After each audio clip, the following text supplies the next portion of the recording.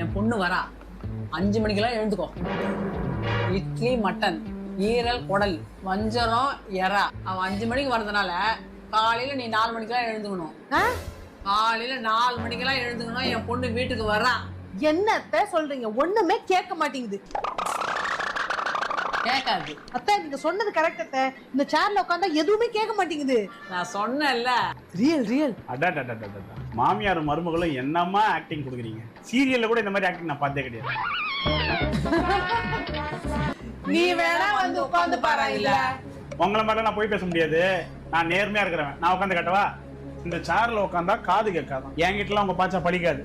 இப்ப நான் ஒரு கேள்வி கேட்பேன். நீ ஒருத்தரை தான் சொல்லணும். உனக்கு நான் முக்கியமா, உங்க அம்மா முக்கியமா?